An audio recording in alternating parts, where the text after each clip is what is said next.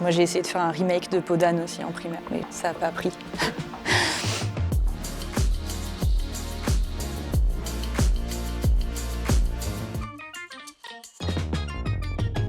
Zoé Labasse, je suis réalisatrice du film Pourquoi parlez-vous si bas, que j'ai coécrit et co-réalisé avec Pauline. Et donc je suis Pauline Broulis et je suis réalisatrice et scénariste. J'ai co-réalisé avec Zoé Labasse Pourquoi parlez-vous si bas.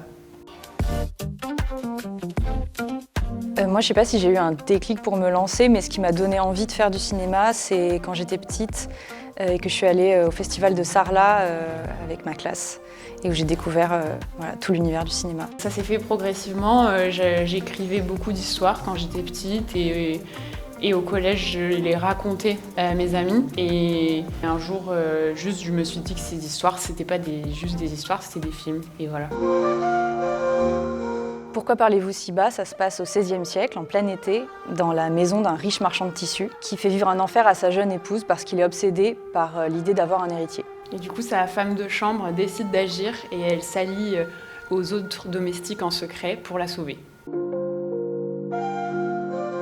On avait envie de dire aux gens que c'est pas une histoire vraie, mais qu'on s'est inspiré de plein de faits divers qui avaient lieu au XVIe siècle, notamment en Italie où il y a eu une affaire qui s'appelle l'affaire de l'Acqua Tofana et qui a répandu comme ça un peu une peur chez les maris de la Renaissance.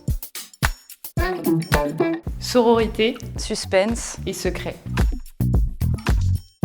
Féministe, romanesque et émotion. Patrice Chéreau, Sally Potter, Andrea Arnold. Coralie Farja, Valérie Donzelli et Xavier Legrand. Patient. Avoir une vision sur le film fini. Savoir transmettre ce qu'on a dans la tête. Mais être à l'écoute. Oui. 4e, bonus. Il n'y a pas beaucoup de courts-métrages d'époque. Ensuite, je pense que c'est un film vraiment qui tient en haleine. Et il y a une super musique qui est notamment composée par Electra Drossos. Ne pas avoir peur de se planter parce que c'est fait pour se planter les premières fois, les premières tentatives. Donc forcément, on va faire des erreurs, mais c'est ça qui est beau aussi. Pas oublier qu'on fait ça aussi pour prendre du plaisir, quoi, avant tout.